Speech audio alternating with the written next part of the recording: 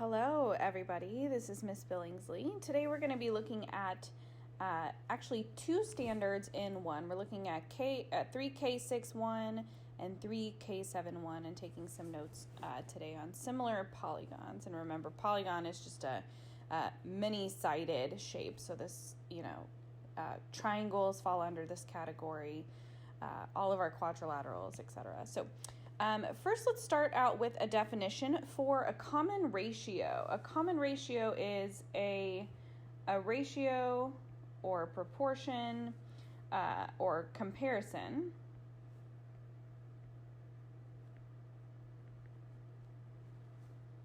of corresponding sides or we can even compare the angles. Okay, so a common ratio is a comparison of corresponding sides, and we want to know how are they related? What is the number? What is the scale factor difference between these two? So we can actually use these ratios to help us determine scale factors and find missing side lengths and things like that. So that's what we're going to be looking at right now. Let's start out with something a little bit simpler, not toss any algebra in just yet, but number one wants us to compare the lengths of a triangle. And we have a triangle whose sides are in the ratio of 3 to 5 to 7. So the smallest side is 3. The ratio is 3. The next one is 5 to 7. So the comparison between these, they're obviously not all the same. This is our biggest side. This is our smallest side.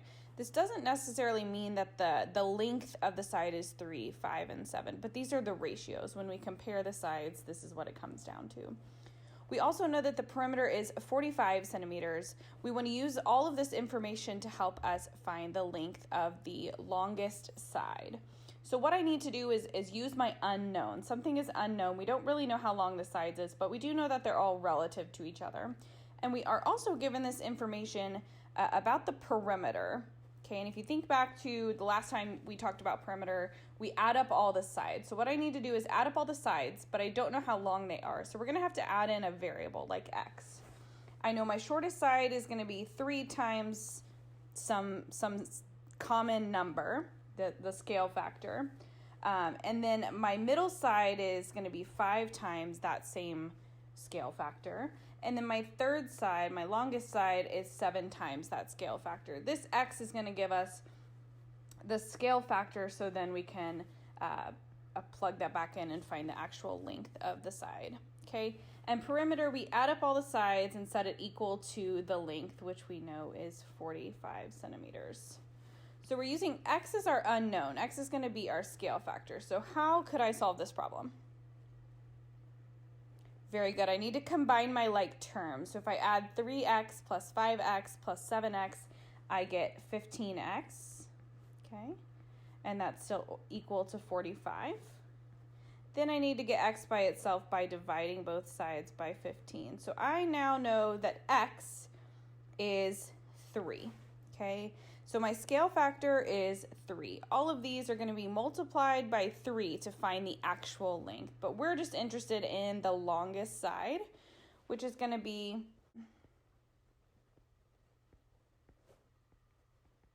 okay, my longest side is 7 times that scale factor. We know that because up here, it's the biggest portion of my ratio. So 7 times 3 gives me 21. Very good. 21 centimeters is my final answer. Okay, let's try another one. Okay, now over here we have the measures of some angles in a triangle.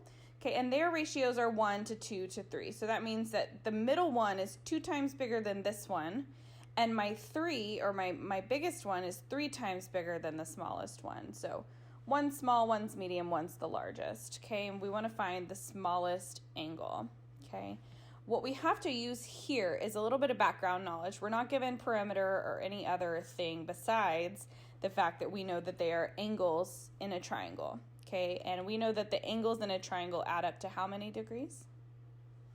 Very good, 180. So what I'm going to do is take my 1x, okay, remember x is going to stand for our scale factor. I don't know what that is, but I do know my ratio. So we're going to set it up similar to number 1. add my middle angle and my largest angle, and together those have to equal 180 because it's a triangle. Okay, just like before, combine our like terms to get 5x equal to 180. Oops, I mean 6x. Okay, divide both sides by 6, and we find out that x, the scale factor, is 30. Okay, so now I need to actually answer the question. The question wants me to find the smallest angle, which comes from the one portion of my ratio. So smallest is going to take 1 times our scale factor, which is 30, and give us 30 degrees for our smallest angle. Okay, so that's how it's done in a more basic sense. Of course, we're going to toss some algebra in later, but we can use these ratios and these ideas that help us find, missing things. Okay, let's look at this last one really quick. It's a little more along the lines of what we've done so far previously. So what is the scale factor? Okay, now we're looking at this problem. I don't know why it's not numbered. This one should be number 3. Okay, and we want to find the scale factor of quadrilateral ABCD, which is this one, okay, to quadrilateral EFGH. So I'm looking from here to here. What has happened? Okay, and this one's actually set up pretty nice for us. We know which sides are corresponding. I know that AB corresponds to EF. Okay, I can also tell right here by the way that they're written, just like from Unit 2. And if I wasn't sure, if these numbers weren't so nice, I could, of course, create my ratio and divide, or see what can I multiply by. So I would take 10 times what gives me 5. And, of course, then we would divide both sides by 10 to find that x is actually equal to 1/2, or my scale factor is equal to 1/2. So when we don't know something, that can always be a variable. I did not know what times 10 gave me 5, but algebraically I could divide this by 10 and get to 1/2. Okay, so the scale factor from ABCD to EFGH is 1/2. Now I want to find the ratio of the perimeters. Okay, so I need to first find my perimeters, of course, and remember we find perimeter by adding up all the sides. So looks like the perimeter of ABCD is going to be 10 plus 8 plus 6 plus 5. That gives me 29. The perimeter of EFGH,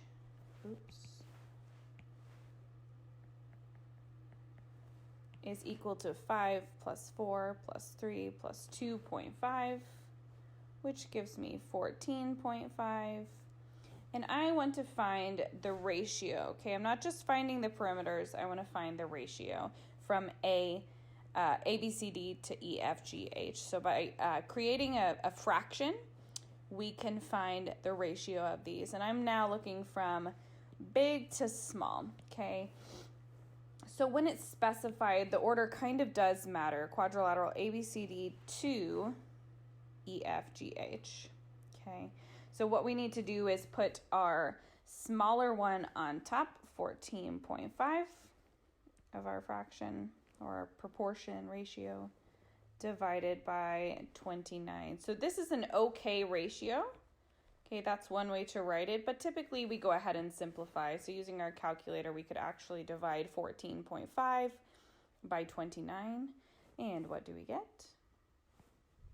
Very good. That actually comes down to 1/2. So in this case, it actually is the same ratio as the scale factor, but doesn't always come out that way. Remember, another way to write ratios that you might have seen before is using the semicolons, like we saw above, 14.5 to 29. And then, of course, we could simplify that as 1 to 2. So these are two different ways to write ratios that are both equally as correct as each other. Okay. All right, let's move on to our second flap, where we're kind of going to get into the meat of these two standards, where we're tossing the algebra in and looking at sides and angles more specifically. Okay. So looking in our corresponding angles flap on the next page, we know that corresponding angles are congruent. We discovered this using our Desmos card sort. We had to look a little deeper once we got those measurements. But now we know that corresponding angles are congruent, meaning if an angle is corresponding to another angle, like here, B and E, well, then B and E need to be the same because they're just dilated. They're different sizes, but the angles don't change. Otherwise, it's not a similar figure. So in order to determine what A is, we need to know what D is, and we sure do. So over here, A and D are corresponding, which means that A and D are congruent. So that tells me that A is 82 degrees. I know that B and E are congruent. I can see it here. B is in the middle, E is in the middle, and that means that E is congruent to B, which was 38 degrees. Now, I need to know what angle F is, but I don't know what angle C is, and these two are corresponding. So how can I find that out? Aha, very good. We know that the total, the sum of all the angles in a triangle is 180. So what we can do is take 180 minus the two that we already know, 82 and 38, and what do we get? Very good. That gives us 60 degrees for F, and that would actually be true for C as well since they are corresponding.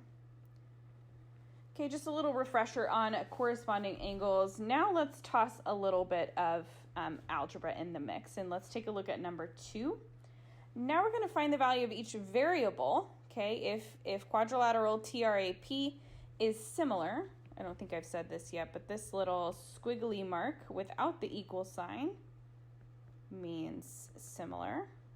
They're obviously not congruent. They're definitely not the same size, and they don't even look like they're drawn to scale here. So what we need to determine is the value of each variable, and I see a y right here. I see an x right here. So I want to find out what x and y is, and it tells us that they're similar. So even though they're not drawn to scale, right here, this lets us know that they are indeed similar. Okay. Now, the tricky thing about these similarity problems is sometimes they're obviously not drawn to scale, and they're also not drawn in the same orientation. Notice up here it says TRAP. Notice over here it says FEYW. So that actually means that F and T are corresponding, okay? F and T are, not T and E. Even though they're in the same position, we have to look at our similarity statement to determine which ones are similar. Okay, so now that we know that T and F are corresponding, I know that they should be congruent, okay, because the angles in similar figures are congruent. So what I can do to find y is take the value of T, which is 3y minus 13, and that has to be 98 degrees, okay, because F is 98 degrees, and we know that T and F are corresponding, okay? I also need to know the value of X, and which other angle does E correspond with? If we look up here, E is the second letter, so very good. R is the corresponding angle, so that means that R is 97 degrees. I'm gonna switch my colors a little bit, okay? And we know that that corresponds with angle E, so our second equation, we'll take x plus 34 and make that equal to 97. Okay, we just want to find the value of each variable, so I just need to solve these like we would any other equation by isolating the variable. So let's do that quickly.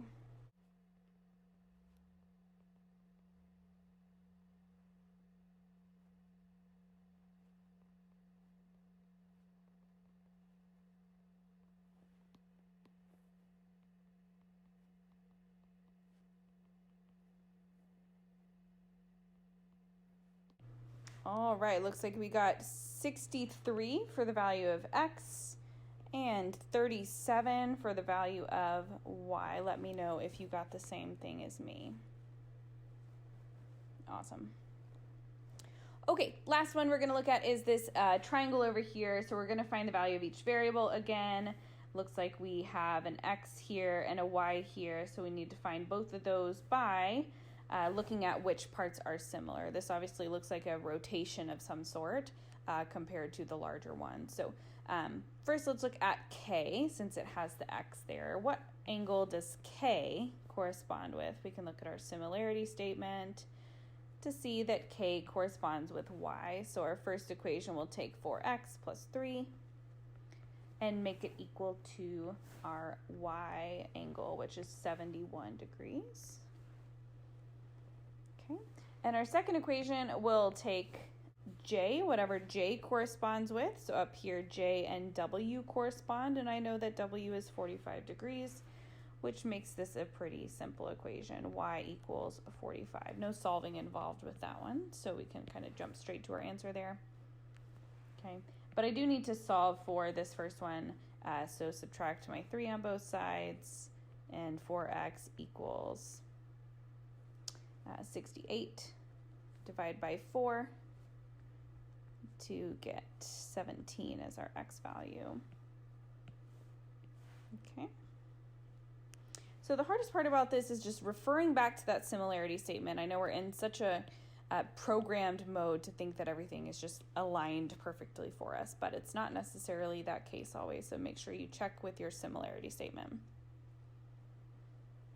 All right, let's take a look at our last flap today, which is underneath at the very bottom, and our corresponding sides. So this is where the magic happens. There's a lot of algebra involved in this step, a little bit more than before. So remember when we learned using our Desmos card sort that corresponding sides are proportional.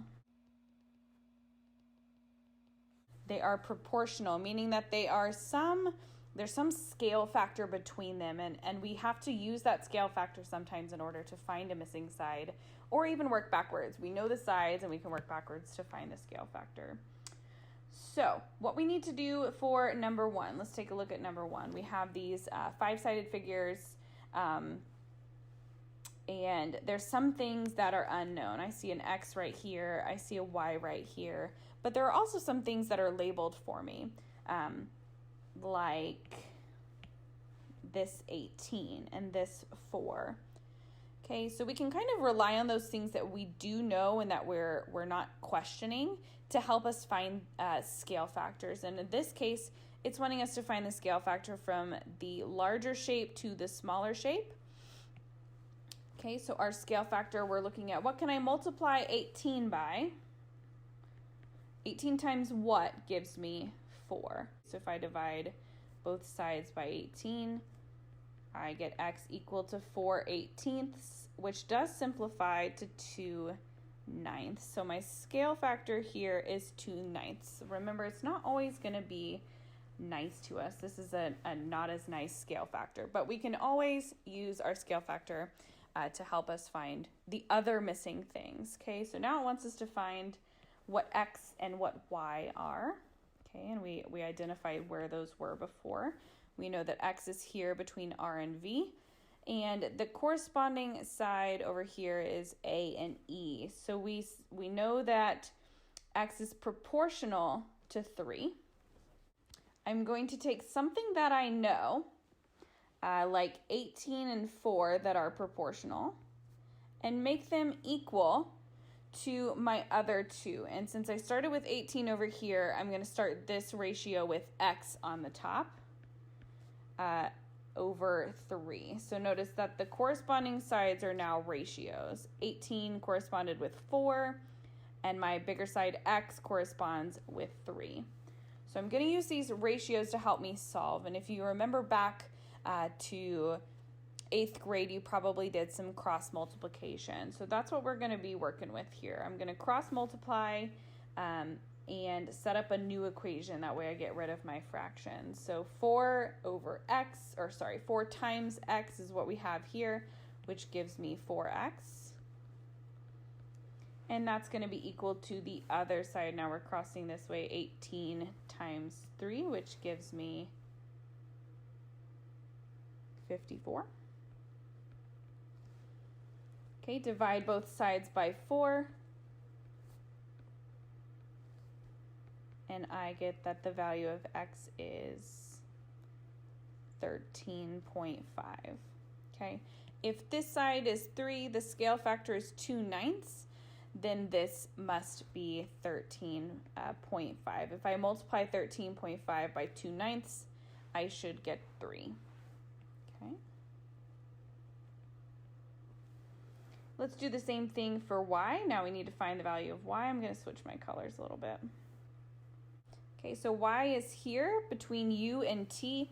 The corresponding side over here is 5. So again, we're going to set up some ratios and solve.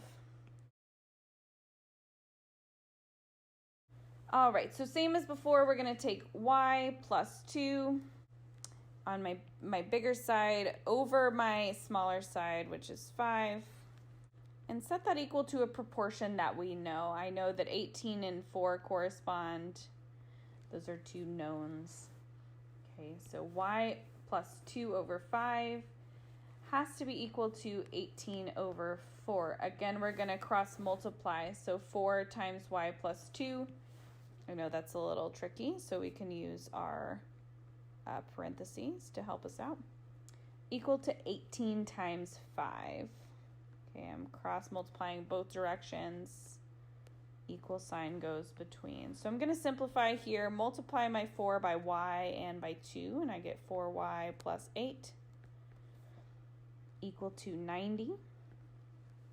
And then I'm going to solve like normal, subtract my 8 from both sides. 4y equals 82. Divide by 4. And we get that y is 20.5. The length of y is 20.5, or the value of y, sorry. We know that the actual length of that is going to be 22.5, but just the value of y alone is 20.5. Okay, so cross multiplication is where it's at. Let's go ahead and skip number 2 and look at one of these shapes down below at the bottom.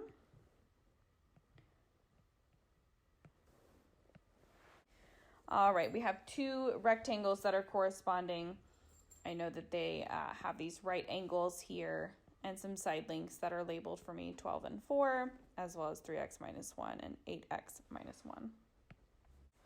Okay, in this case, I chose this one strategically because there's not a pair that's like well known. Like the 18 and the 4 from up here, we knew that those two were corresponding. In this example, they actually both have x's. So what we're going to have to do is use a little bit more complicated algebra to get the value of x. Notice that there's just one variable here and it's x. They should be the same x and not two different x's, okay? All right, let's set up our ratio. We have mn over here. I'm going to look at my congruency, or sorry, my similarity statement, and that should correspond with rs. So mn and rs are going to be a ratio. 3x minus 1 over 4. Because they're similar, they have to be proportional to 8x minus 1 over 12. On corresponds with ts over here. So we're going to have 8x minus 1 over 12. Okay, notice that there's a bit more complicated cross multiplication going on here. If I cross multiply these, I'm going to end up with 12 times 3x minus 1. Again, let's use our parentheses and make sure that we're going nice and slow as to not mess up. The other side gives me 4 times 8x minus 1. All right, now that our fractions are gone, we can go about as normal and do our distribution. 12 times 3x, that gives me 36x. 12 times negative 1 gives me negative 12. Okay, over here I'm distributing my 4 to my 8x and my negative 1. So I get 32x minus 4. Okay, and now we just need to solve. I'm going to move my 32 over here by subtracting. So I'm left with 4x minus 12 equal to negative 4. Add the 12 to the other side. 4x equals 8. Divide by 4 and we get that x equals 2. All right, so my final answer here is x equals 2. All right, I want you to try this very last example on your own. So the video will pause, enter your answer, and then check if you are correct.